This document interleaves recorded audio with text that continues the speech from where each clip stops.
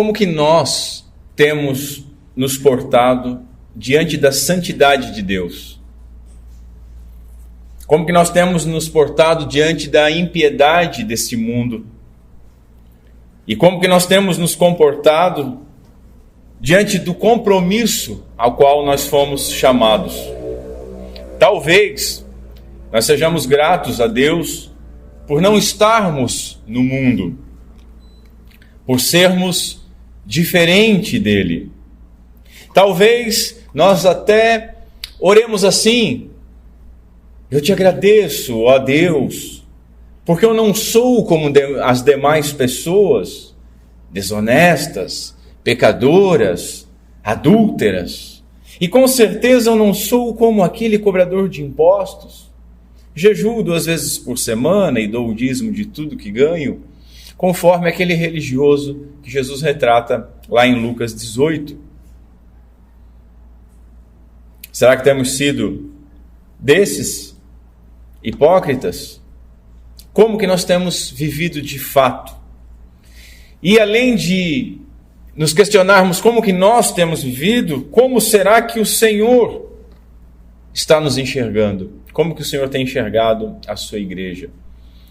Vejamos aqui no livro do profeta Sofonias, no capítulo 3, primeiro verso, a santa palavra do Senhor nos diz o seguinte: ai da rebelde e contaminada, da cidade opressora, não obedeceu à sua voz, não aceitou o castigo, não confiou no Senhor, nem se aproximou do seu Deus. Até aqui. Vamos ao Senhor mais uma vez em oração. Curva a sua cabeça comigo. Senhor Deus, nosso Pai, tem misericórdia de nós. Tem misericórdia de mim, Senhor, ao expor essa palavra. Tua palavra nos consola, nos conforta, mas a Tua palavra também é dura e arrebenta com as nossas máscaras de hipocrisia. Que o Teu Santo Espírito possa nos auxiliar nesta noite, ir além das minhas debilidades, e que possa tocar nos corações de cada um dos Teus filhos, Senhor, para que sejam trazidos ao arrependimento, para que o joio possa ser separado do trigo, e para que aqueles que estão em comunhão contigo sejam fortalecidos.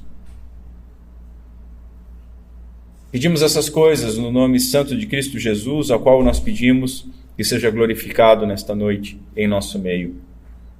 Amém.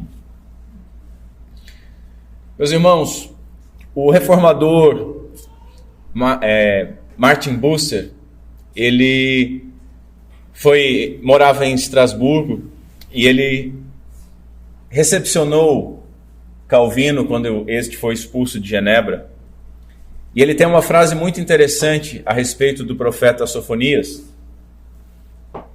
Ele diz o seguinte: quem deseja todos os oráculos secretos dos profetas, resumidos em um único compêndio, deve ler o breve livro de Sofonias. São apenas 3 capítulos.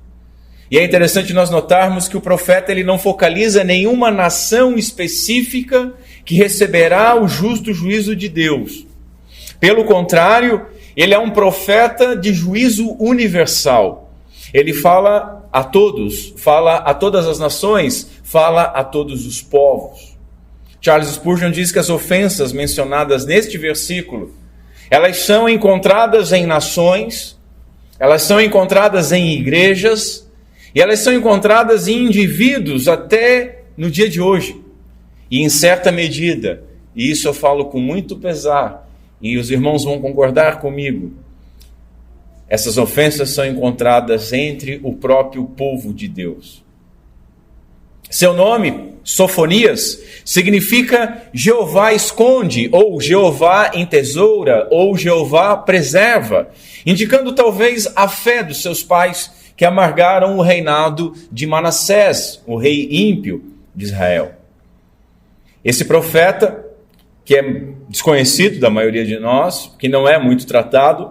Ele pode ser, talvez, trineto do rei Ezequias. Lembram do rei Ezequias? Nós vimos há 2 semanas que ele padeceu sobre uma enfermidade e iria morrer. Um rei que foi bom, um rei que foi um abençoador de Israel e que recebeu a sentença de morte nessa enfermidade. Chorou, recebeu um milagre, mais 15 anos de vida, continuou as suas obras boas, mas ao final da sua vida deu aquela pichotada que todos nós acabamos dando cedo ou tarde.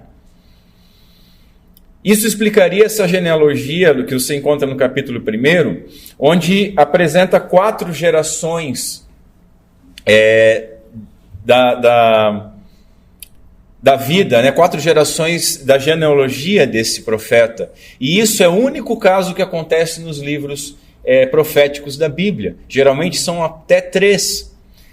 Se isso for verdade, então Sofonias ele seria um membro da família real. Contudo, é muito pouco provável que o Ezequias mencionado aqui seja de fato o rei. A atividade profética de Sofonias, ele deu-se no tempo do rei Josias, outro grande rei de Israel, que foi um reformador do Reino do Sul. Provavelmente ele tenha profetizado antes da reforma espiritual e ritual conduzida por Josias, quando, os irmãos lembram, o livro da lei de Deus é encontrado no templo. Imaginem a decadência espiritual do reino, aonde não só o rei, não só o povo, mas até mesmo os sacerdotes haviam esquecido do livro da lei. E ele de repente é encontrado no templo. Na reforma que o rei Josias promoveu, ele derrubou todos os altares ímpios a Baal, ele queimou os ossos dos falsos profetas e quebrou os ídolos que haviam sido esculpidos. É provável ainda que a profecia de Sofonias ela tenha servido como um instrumento para essas reformas, pois os pecados que o rei combateu, eles são exatamente aqueles que o profeta denunciou. A profecia de Sofonias, nesses 3 capítulos, ela pode ser dividida em 3 tipos de oráculos. Um deles contra as nações estrangeiras. O outro sobre julgamentos, inclusive com relação ao povo de Deus. E o terceiro deles a respeito de esperança. Ele fala sobre esperança. Ele fala da fúria de Deus, da ira de Deus, do fogo de Deus, mas da esperança, da restauração.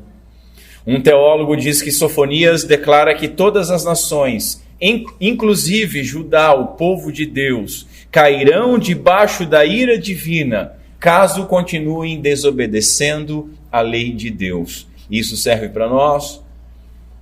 Nós estamos na igreja, viemos na igreja, trazemos as nossas Bíblias, um ou outro irmão até lê a sua Bíblia, mas se nós continuarmos desobedecendo a Deus, as nossas vindas à igreja não significam absolutamente nada. O nosso batismo não significa absolutamente nada. A nossa profissão de fé não significa absolutamente nada.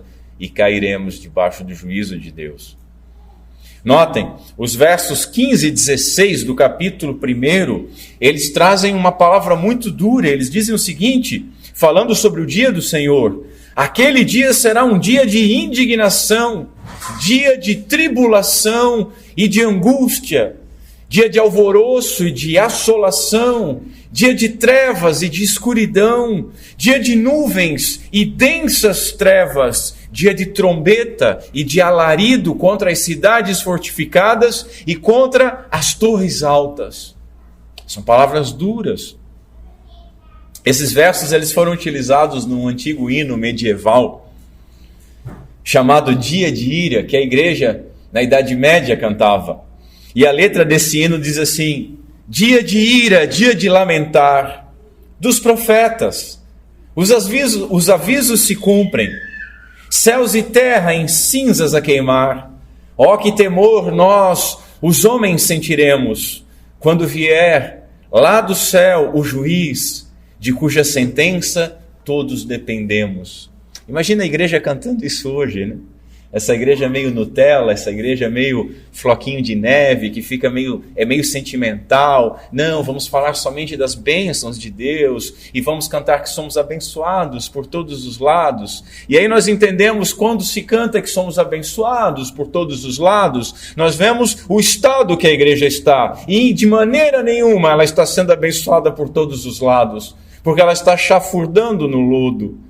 Deveríamos resgatar os cânticos sobre o dia de ira, para que o temor do Senhor caia sobre a igreja, e para aqueles que se dizem filhos de Deus, tenham amor a Deus, mas tenham também temor a Deus, a quem depende a sua salvação. Sofonias profetizou, portanto, sobre o dia do Senhor. Em primeiro lugar, quando nós falamos a respeito de profecias nas Escrituras, sempre nós temos que entender duas interpretações. A primeira interpretação ao povo que se destinou, primeiramente. Os profetas, eles não falaram num vácuo, eles falaram para alguém. Então, essas profecias têm uma interpretação, têm um sentido, um significado imediato, mas tem também um significado eterno, um significado além, um significado para a igreja, para o povo de Deus na história da redenção.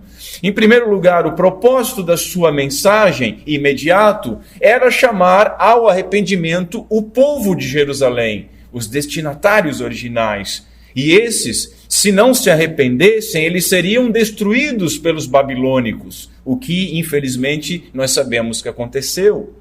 Lembram que após a cura do rei Ezequias, novamente falo sobre ele, o profeta Isaías inicia, e depois nós vemos todos os outros profetas falando a respeito do perigo do cativeiro babilônico para o reino do sul. Mas, em segundo lugar, o significado da profecia de Sofonias na história da redenção, e aí fala conosco hoje, fala com a sua igreja, é alertar a todos nós a respeito do dia do Senhor, do dia do juízo e da ira, mas também do dia da redenção e da consumação plena da obra vitoriosa do nosso Senhor e Salvador Jesus Cristo. Infelizmente, irmãos, Judá não aprendeu com a queda do reino do norte para os assírios e teve de ser purificada por meio da disciplina do exílio do cativeiro babilônico. Deus usou a Babilônia para disciplinar o seu povo. Usou o povo mais ímpio que havia para disciplinar o seu povo santo. Será que nós não vemos ímpios servindo como disciplina para a própria igreja? Esse julgamento por meio dos babilônicos, ele era apenas um prenúncio do julgamento final, quando Cristo então retornar. Judá não aprendeu sem a disciplina. Será que nós, como igreja, vamos aprender sem a disciplina ou teremos que ser disciplinados também pelo Senhor? Portanto, assim como para a cidade de Jerusalém, o arrependimento era a única esperança, para a igreja hoje, o arrependimento diante do iminente juízo final, com fé em Cristo Jesus, é a única esperança. A nossa esperança está totalmente em Cristo, em nos arrependermos dos nossos pecados, e assim Ele jamais nos rejeitará. O profeta traz também uma mensagem de esperança e restauração pós-exílio. Eis uma boa nova, nem tudo são trevas e alaridos e trovões. Mesmo sob a disciplina, meus irmãos, mesmo nós estando debaixo da disciplina de Deus, enquanto não chegar aquele último dia, enquanto não chegar o dia do juízo, há esperança de arrependimento e redenção. Aquele nosso ente querido, longe dos caminhos do Senhor, rebelde com as coisas de Deus, enquanto não chegar o dia do juízo, há esperança de arrependimento. E é por isso que nós trazemos essas mensagens, que para muitos são duras, e não deixam de ser duras, mas elas trazem também dentro de si esperança de redenção, esperança que o sol da luz de nosso Deus amoleça os corações endurecidos. O verso que nós veremos, os dois versos que nós veremos, o verso 1º, 2º, 3º capítulo, trata do juízo contra o povo de Deus.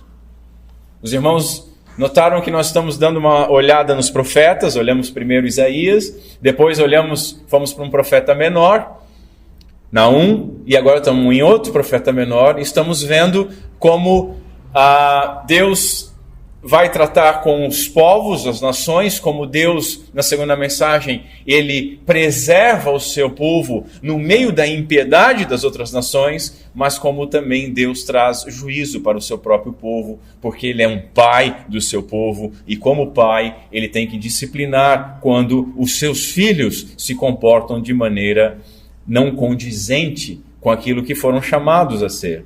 Então o verso trata do juízo de Deus contra o seu próprio povo. Em nosso contexto, trata do juízo de Deus com relação à igreja.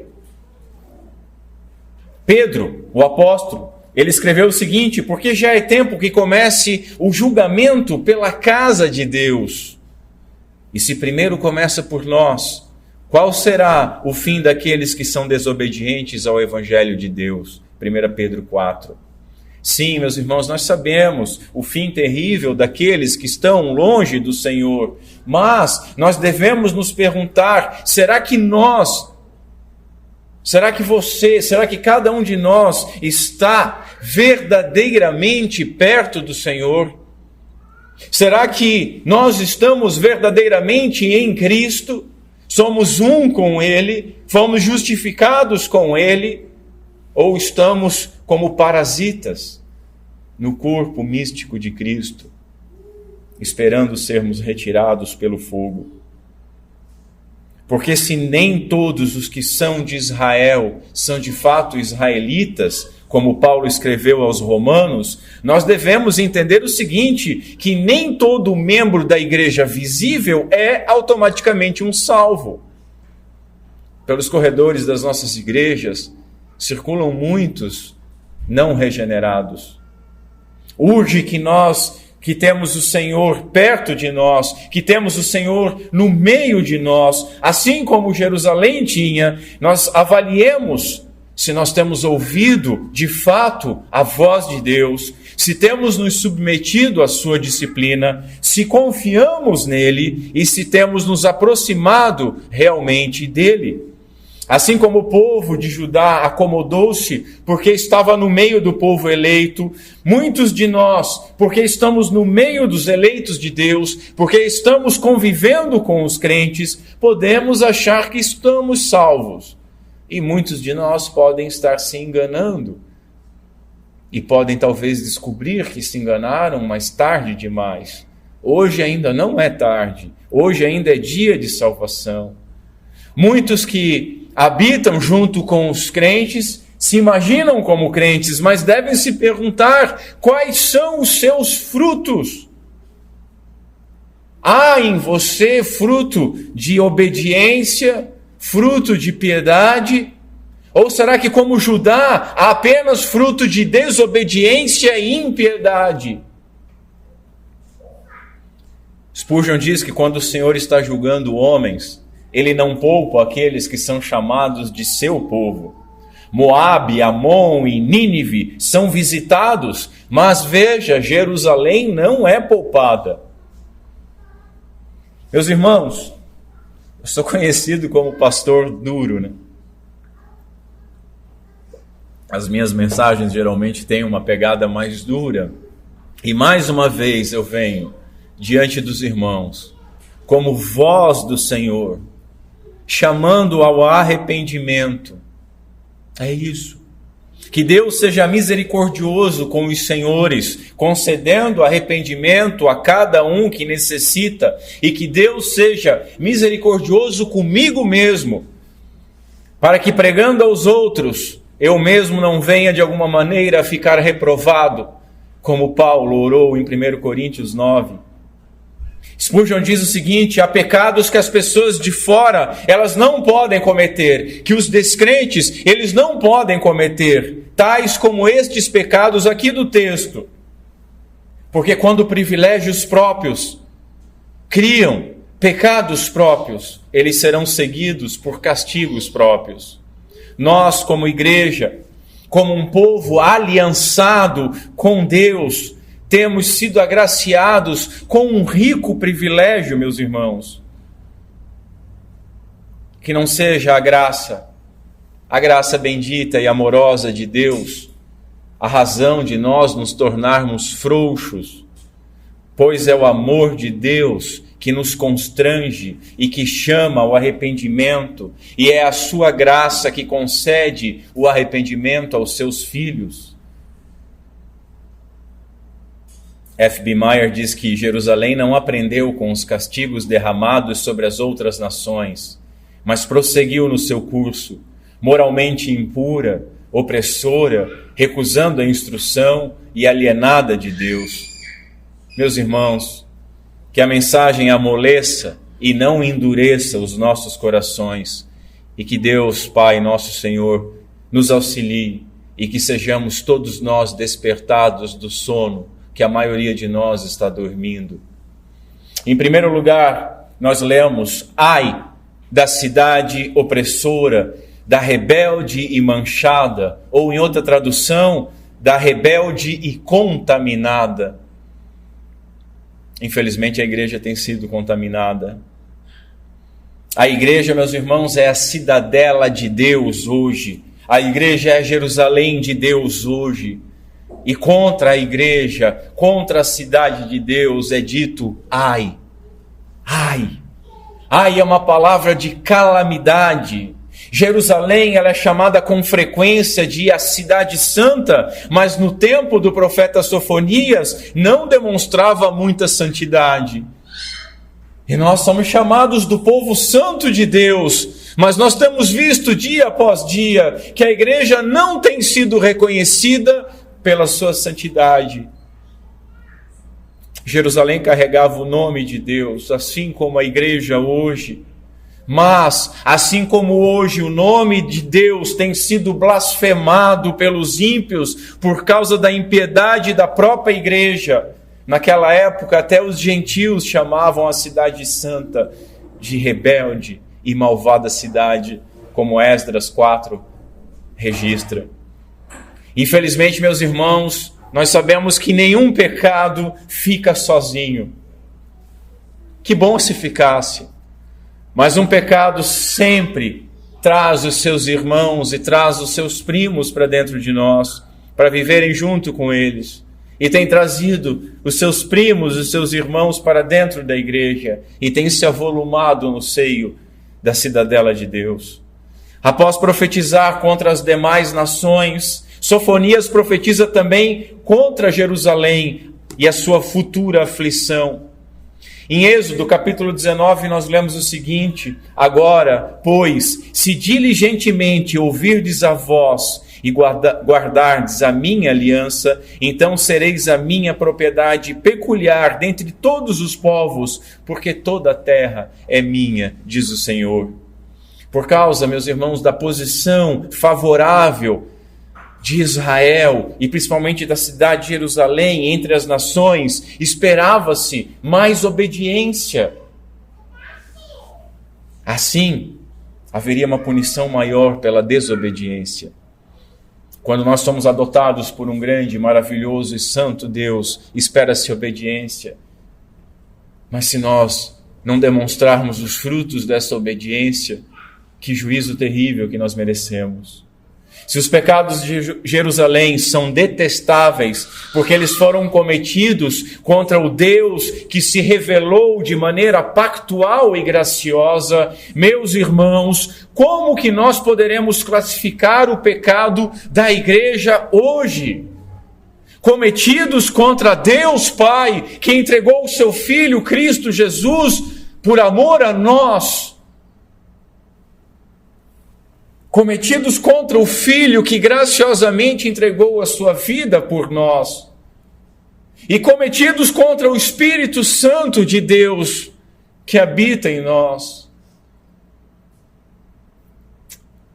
Em segundo lugar, nós lemos: ai da cidade opressora, da rebelde e manchada, pois ela não atende a ninguém. Não podemos usar a bondade de Deus, meus irmãos, como pretexto para pecar. Havia numa escola 2 professores.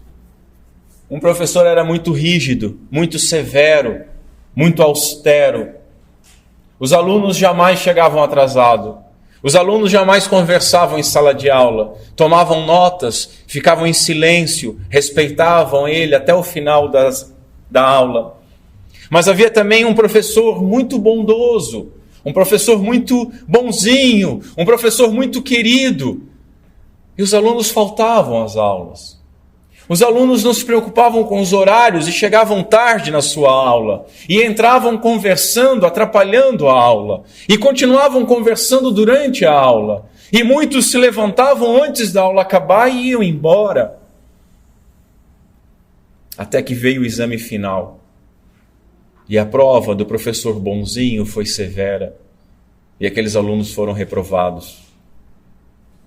O puritano Thomas Brooks, ele diz que os que têm a misericórdia de Deus como um pretexto para pecar estão seguindo uma lógica satânica. Quando essa lógica predomina no pensamento de uma pessoa, diz ele, há motivos para supor que tal pessoa, ela está em perdição. É aquela história quando nós iniciamos nas doutrinas da graça e aprendemos sobre o calvinismo. Se são eleitos, se salvação não se perde, então nós podemos fazer o que queremos.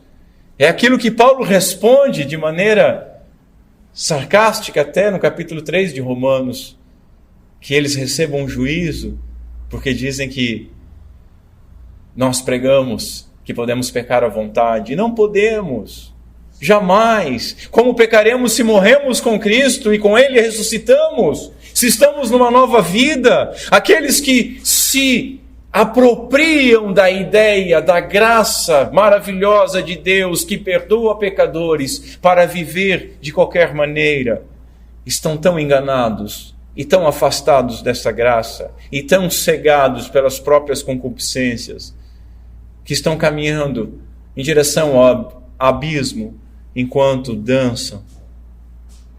O puritano Thomas Brooks, ele ainda diz o seguinte: quanto mais alguém for abençoado, mais severo será o seu juízo se ele se esquecer de Deus. Nós temos sido abençoados, não temos? Não podemos ser abençoados e virarmos as costas para Deus. Não podemos fazer isso, igreja. A quem muito é dado, muito é cobrado. E nós temos recebido tanto de Deus. Nós temos recebido o próprio Filho de Deus, o próprio Cristo. A igreja tem ignorado a voz de Deus, que tem sido revelada por meio da lei. Nós temos a voz de Deus registrada nas nossas Bíblias, irmãos.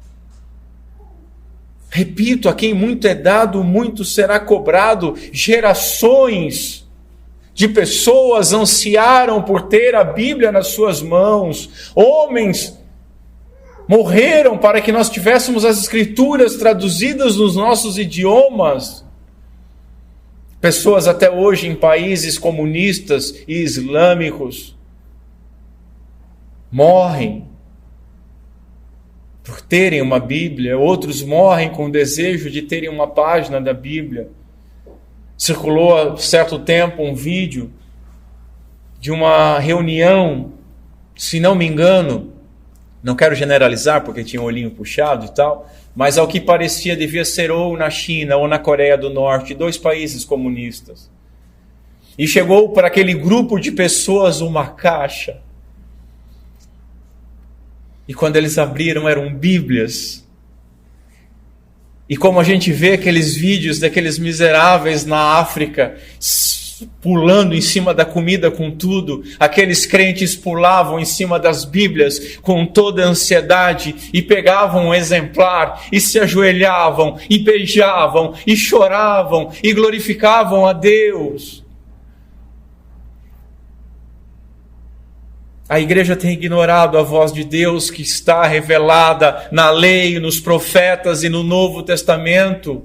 Charles Spurgeon diz que a Bíblia de muitos crentes tem tanto pó em cima que é suficiente para escrever os pecados dessas pessoas. Nós temos valorizado as nossas Bíblias, irmãos. Imagine você uma camponesa do século XV. Antes da Reforma Protestante, não havia Bíblias no idioma do povo. As Bíblias eram em latim ou nos idiomas originais. Não havia alfabetização. Essa mulher tinha que acordar às 4 horas da manhã. Tinha que pegar o resto de lenha que tinha para fazer o café. Essa mulher não tinha energia elétrica, ela não podia ligar a sua cafeteira, ela não podia esquentar o leitinho no micro-ondas, ela não tinha gás para esquentar as coisas. Ela tinha que cuidar e vestir dos filhos, mas não havia chuveiro elétrico. Ela tinha que ir lavar a roupa, mas ela tinha que ir até o rio para bater essa roupa na pedra. Chegando a hora do almoço, ela tinha que ir matar um animal para fazer de alimento. Tinha que novamente ir atrás de lenha para cozinhar este animal. Logo cedo, às 6 da tarde, tinha que se recolher para dormir, porque não havia energia elétrica. A quem muito é dado, muito será cobrado. O que nós podemos cobrar dela? Mas olhe para nós hoje. Nós acordamos com os nossos despertadores, desligamos os nossos ar-condicionados para ter um clima agradável, saímos das nossas camas confortáveis, vamos até a cozinha, abrimos a geladeira com aquela infinidade de alimentos que nós não plantamos, que nós não matamos, que nós não cultivamos, simplesmente compramos, está ali. Ligamos os nossos micro-ondas, os nossos fornos elétricos, os nossos fogões a gás, os nossos filhos tomam um banho quentinho. Nós temos informação, nós temos energia elétrica, nós temos muito mais tempo, é isso que eu quero dizer para os irmãos. E além de termos muito mais tempo, temos uma infinidade de traduções das Escrituras Sagradas. Muitos de nós têm 3, 4, 5, 10 Bíblias em casa.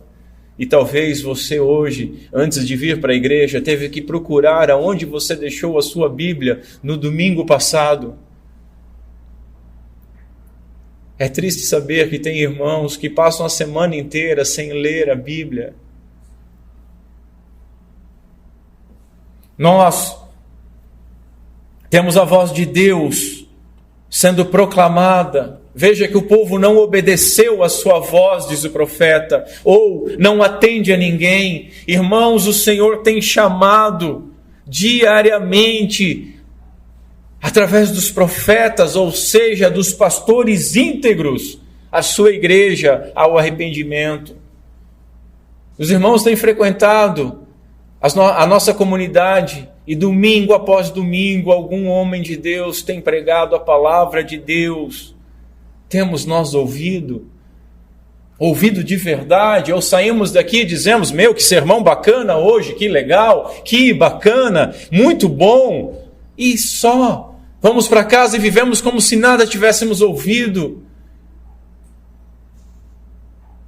Note que o desprezo pela palavra de Deus, escrita e proclamada, não ficará impune. Jerusalém ouviu falar de Deus, mas não deu atenção. Será que nós temos sido melhores do que Jerusalém? Será que nós temos ouvido e não obedecido, vivendo em rebelião a Deus? Será que temos endurecido os nossos corações de tal maneira que a palavra de Deus não consegue mais penetrar nesses corações? Mas há uma nota de esperança. Spurgeon diz, Deus fala aos homens e Ele pode falar conosco novamente. E meus irmãos, Ele está falando mais uma vez nesta noite, mais uma vez hoje. E eu oro para que o Espírito Santo de Deus faça que cada um de nós possa ouvir e atender a voz de Deus hoje. Em terceiro lugar, ai da cidade opressora, da rebelde e manchada, porque ela não aceita a disciplina. Jerusalém não aceitou o castigo ou a disciplina. A indiferença, meus irmãos, é um grave pecado. Apesar do clamor do Senhor, a igreja como um todo tem se recusado a dar atenção. A igreja não tem se submetido à disciplina do Senhor. Disciplina não é apenas correção negativa depois do erro. Disciplina primariamente é instrução positiva, como o presbítero Diego expôs de maneira maravilhosa nas pregações sobre Abacuque. Primeiramente, instrução positiva. E nós temos sido instruídos, mas por que não ouvimos?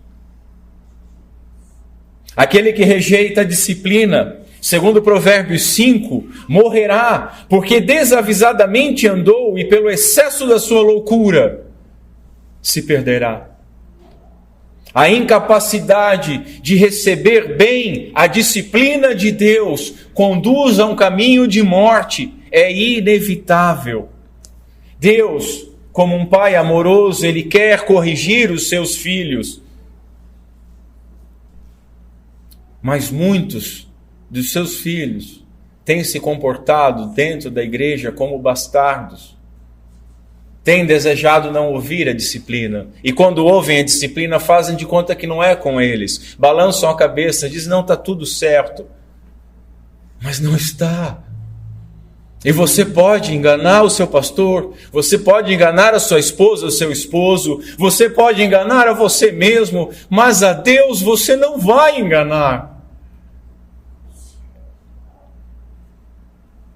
Aquele que aceita a disciplina, ele anda protegido pela disciplina.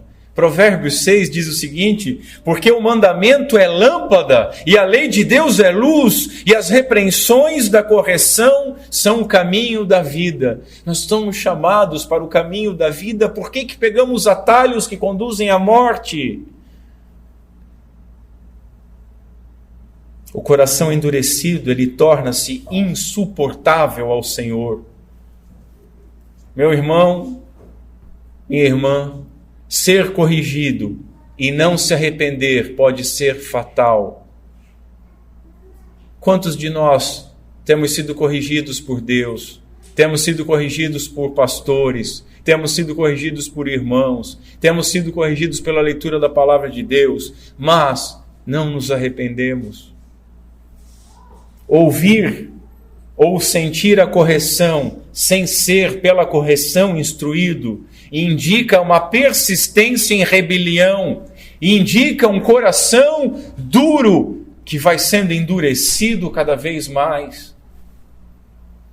Um dia o Senhor pode cumprir aquilo que está escrito em Salmos 81 nas nossas vidas. Lá diz o seguinte: portanto, eu os entregarei aos desejos dos seus corações e andarão nos seus próprios conselhos. Longe de nós isso, irmãos. Paulo registra 3 vezes no capítulo 1 de Romanos, Deus entregando os homens aos seus próprios conselhos. Longe de nós isso, irmãos. Os nossos conselhos são de morte, os nossos desejos são de morte.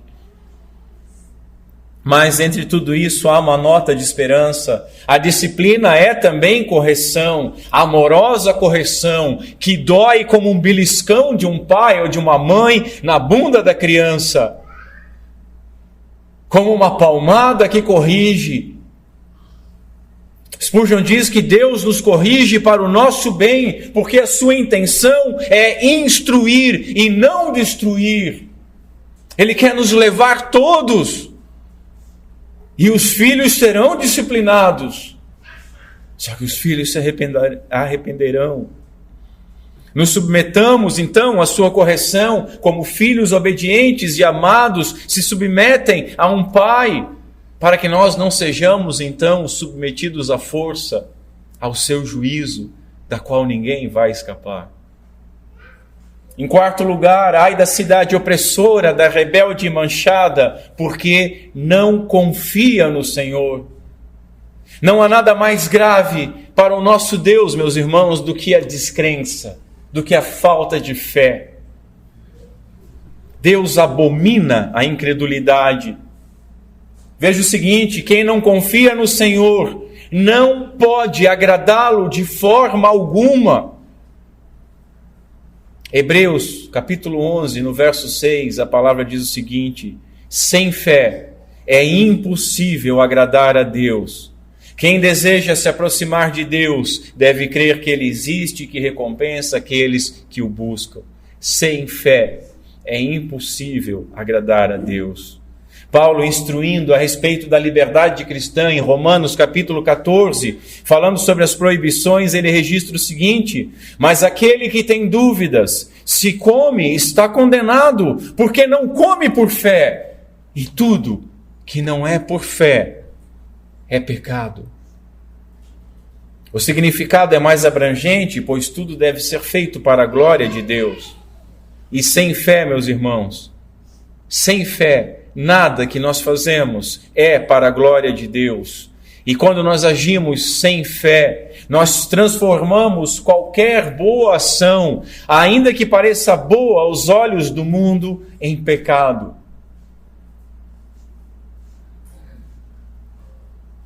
Note que não é apenas o povo que é acusado. Nós lemos o primeiro e o segundo versículo apenas, mas lemos na liturgia todo o capítulo. Os chefes e os juízes, eles recebem também anúncio de juízo. No versículo 3 diz: os seus líderes são como leões que rugem, caçando as suas vítimas. Seus juízes são como lobos ao cair da noite, que não deixam vestígio de suas presas ao amanhecer. Meus irmãos, nós vivemos em tempos de governantes e magistrados ímpios que perseguem a igreja, que nem tentam mais maquiar o seu desprezo e o seu ódio pelas coisas de Deus. E isso é disciplina de Deus. Isso é disciplina de Deus para nós, igreja. Portanto, ouçamos essa disciplina para que não caiamos em juízo. Mas tem mais. Seus profetas e sacerdotes também recebem anúncio de juízo no versículo 4. Diz o seguinte: seus profetas são mentirosos, arrogantes, que buscam os próprios interesses. Seus sacerdotes profanam o templo ao transgredir a lei de Deus. Meus irmãos, nós temos visto que a igreja, ela tem sido entregue a lobos devoradores, a falsos mestres, a falsos profetas, a homens profanos, a ladrões. Pois os homens têm buscado pastores segundo o seu próprio coração e a sua própria concupiscência, e não conforme a palavra de Deus. Esses falsos mestres são disciplina de Deus para o povo de Deus. Ouçamos então essa disciplina para que não caiamos em juízo. A falta de fé no Senhor inexoravelmente conduz à idolatria. Se você tem falta de fé, você está em cima da linha da idolatria. E se Deus abomina a falta de fé, Ele abomina também a idolatria. O homem ele foi feito para ter fé. Nós fomos criados para termos fé.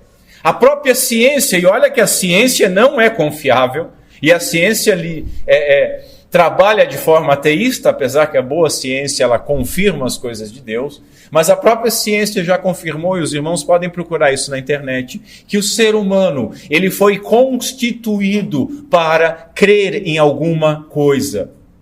Sendo assim, meus irmãos, o ateu ou o cético, ele não é um negacionista do sobrenatural, ou um negacionista de Deus, ou do religioso, mas ele é um negacionista da sua própria idolatria, do seu culto a alguma divindade subjetiva. Essa divindade subjetiva pode ser o seu orgulho próprio, algo que é imanente, algo que é seu, mas pode ser também algo transcendente, como a ciência. E nós estamos em tempos de pessoas que creem com todas as forças na ciência. A ciência que muda a cada semestre, a ciência que se desenvolve, a ciência que se engana. Basta você botar a vírgula, dizem especialistas, e as pessoas batem palmas. Quando nós deixamos de crer em Deus, nós passamos a crer em nós mesmos. Passamos a crer naquilo que nós queremos crer. Porque nós fomos feitos para crer em algo. Portanto, meus irmãos, na ausência de Deus, nós naturalmente nos tornamos idólatras. E quando nós nos tornamos idólatras, nós nos tornamos adúlteros para com Deus. O povo de Jerusalém era incrédulo confiava em ídolos e não no Senhor. A descrença é o caminho da idolatria. E por isso que nós vemos tantas igrejas vazias de fé, mas cheias de idolatria. Porque o ser humano foi feito para crer em alguma coisa. E se não é oferecido Deus e a sua palavra, é oferecido sempre alguma poção mágica, um paninho mágico, uma oferta mágica ou algum outro apetrecho para enganar o povo que quer ser enganado. Descrença é caminho de idolatria. Mas em tudo isso há uma nota de esperança. Fé, meus irmãos, é um dom de Deus. Você não senta numa cadeira e faz uma força e nasce fé. Não, fé vem do alto. Fé é o Senhor que nos concede e nos concede para que nós a exerçamos. Spurgeon diz que Deus quer que confiemos nele. De outro jeito, não nos culparia por não confiarmos se nós não fôssemos permitidos a ter essa confiança nele. Por que nós não confiamos em Deus, meus irmãos? Por que é o menor perigo nós deixamos de confiar em Deus?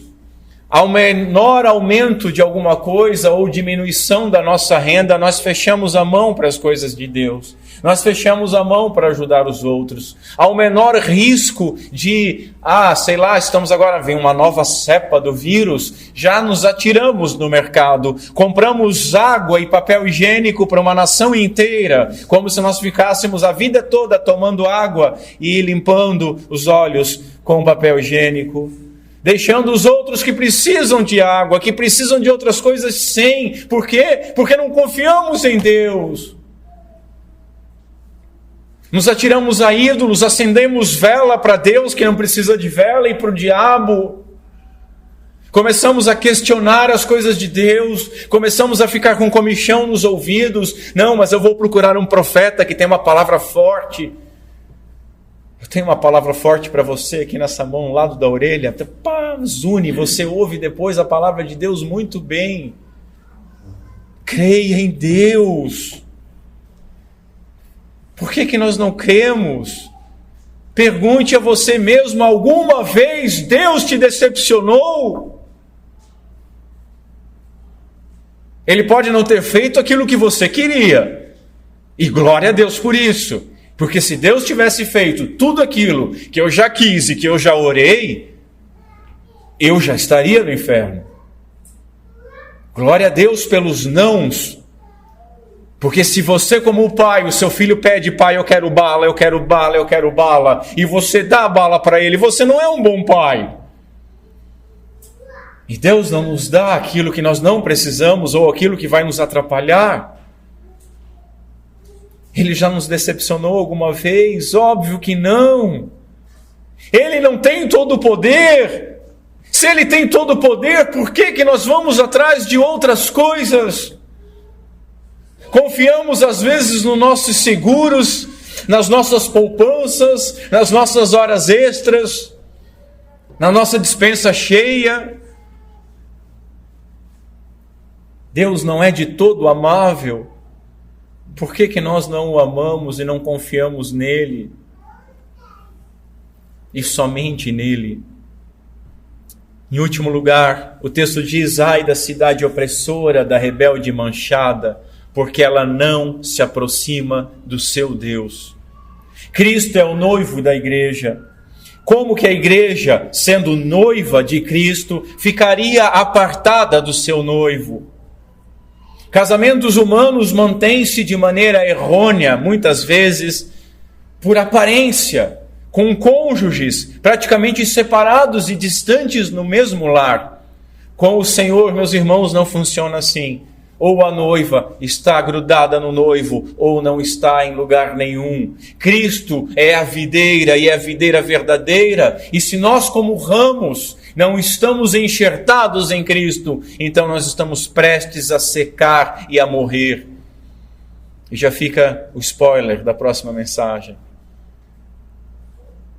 Assim como Jerusalém não se beneficiou da graça de ter o Senhor próximo de si, como diz no verso 5, o verso 5 diz o seguinte: o Senhor é justo no meio dela. O Senhor estava no meio da cidade. Da mesma forma, a igreja corre o risco de não se beneficiar de ter Deus tão intimamente próximo. Se você estiver próximo de Deus, meu irmão, se você estiver próximo a Cristo, eu tenho uma má notícia para você. Você está condenado. O que é salvo é a noiva de Cristo. E nós lemos na palavra de Deus que o homem deixará pai e mãe e unir-se-á a sua mulher e serão ambos uma só carne. Ou você está unido com Cristo, ou você não tem nada. Ou você está no corpo celestial, místico de Cristo, cujo Cristo é a cabeça, ou você está fora do corpo. Ou você está enxertado na videira, ou você está fora. Não adianta você estar próximo, não adianta você estar muito próximo, enquanto você não estiver nele, os seus pecados continuam sobre você. Nem se aproxima, diz o texto. Aqui o verbo hebraico está falando sobre aproximar-se de Deus apropriadamente em adoração. A igreja não tem se aproximado apropriadamente em adoração.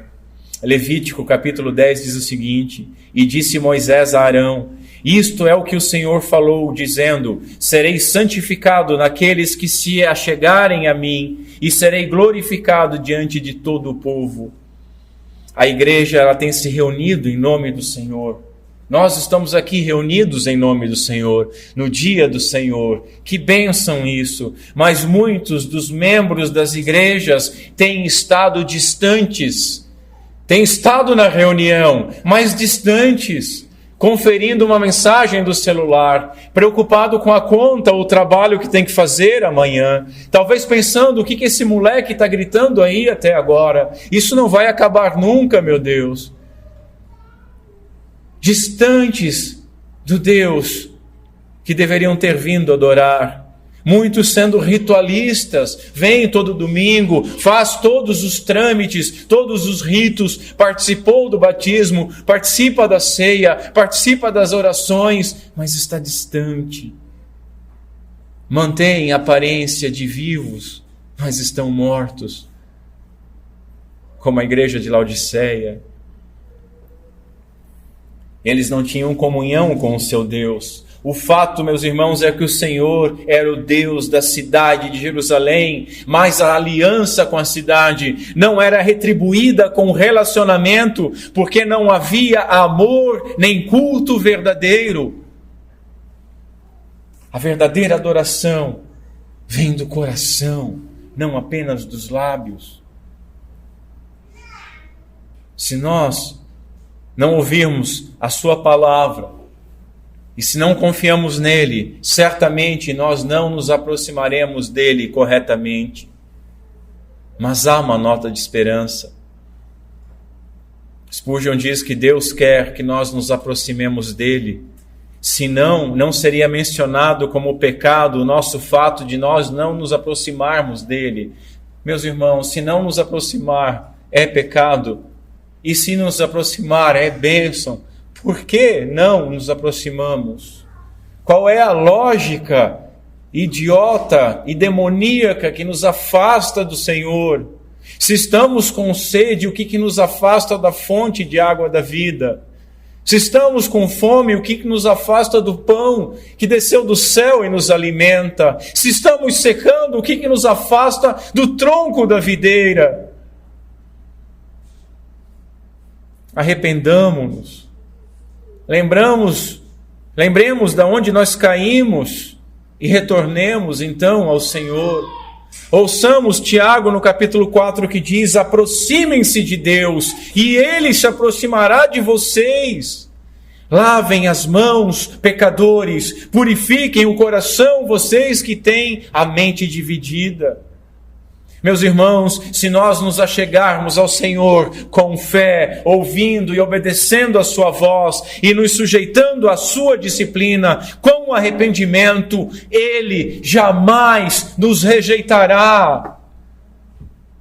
Olha a promessa que nós temos. Não importa o que você fez, não importa o que você pensou, não importa o que você mentiu, não importa o que você roubou, não importa o que você adulterou. Se você só chegar arrependido e com fé, Ele perdoa, Ele jamais rejeitará. É Ele mesmo que está nos chamando. E note, Ele pode usar a voz dos profetas, mas Ele pode usar também a vara da disciplina. Meus irmãos, escolhamos então o menos dolorido. Mas pode ter certeza que se você é filho, Ele vai te atrair, nem que seja a base da varada e da cajadada. É fato que Ele jamais desistirá do seu povo. Como diz no Salmo 33, eis que os olhos do Senhor estão sobre os que o temem, sobre os que esperam na sua misericórdia. Concluindo, irmãos, Sofonias aponta a causa do juízo de Deus, proclamando a degeneração moral do povo.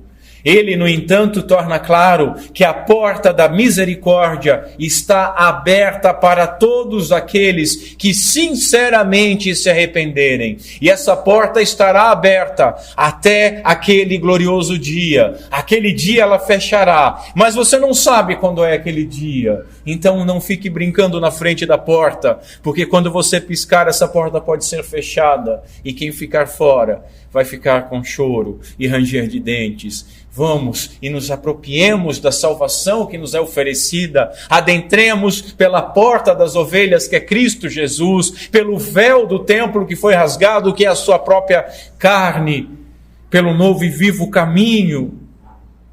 Apesar de ser um profeta do dia do Senhor, do juízo universal, a mensagem de Sofonias não é apenas sobre juízo.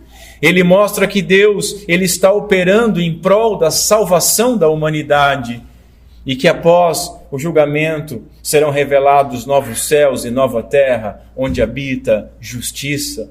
Assim, meus irmãos, enquanto o juízo não chega, Deus nos chama amorosamente para nós irmos a Ele. Respondamos afirmativamente.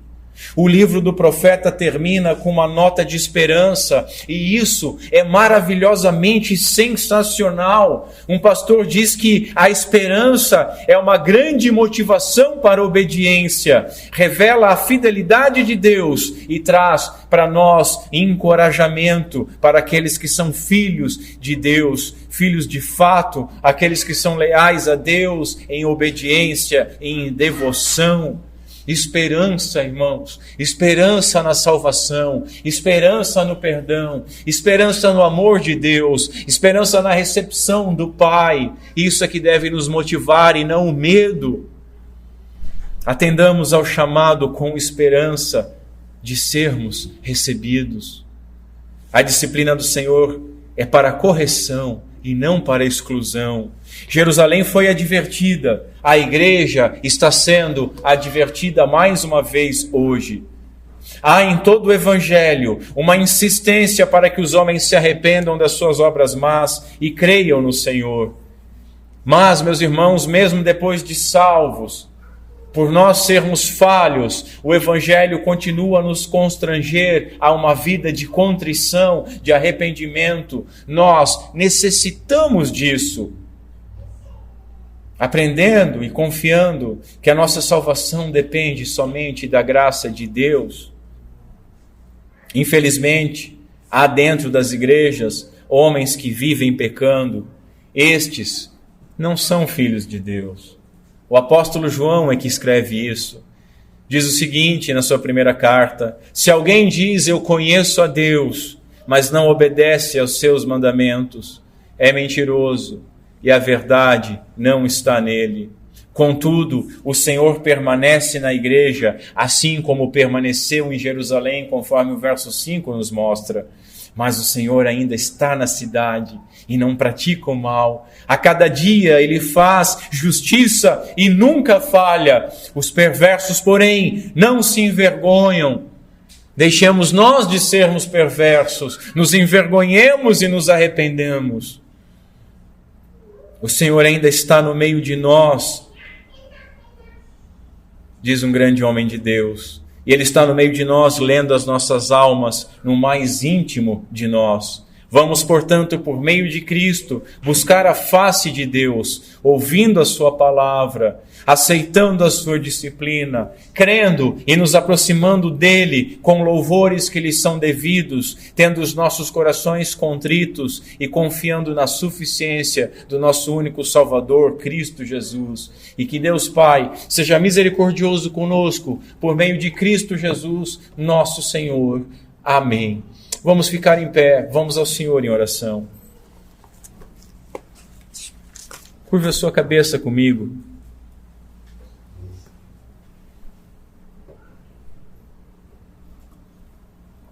Senhor Deus, nosso Pai,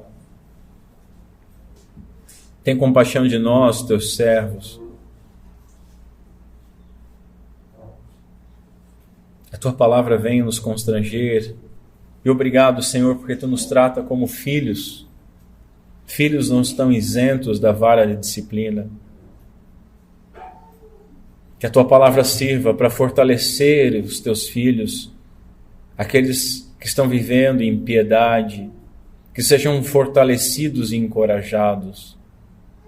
Que a tua palavra sirva para sacudir e chacoalhar aqueles que estão adormecidos, aqueles que têm desprezado a tua palavra, desprezado a tua disciplina, desprezado a fé em ti e têm se afastado de ti, Senhor.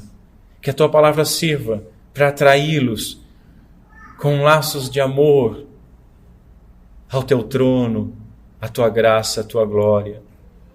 E que a tua palavra também sirva, Senhor, como voz de pastor e de profeta, para afastar os bodes, para afastar o escândalo, para afastar os incircuncisos de coração do meio do teu povo.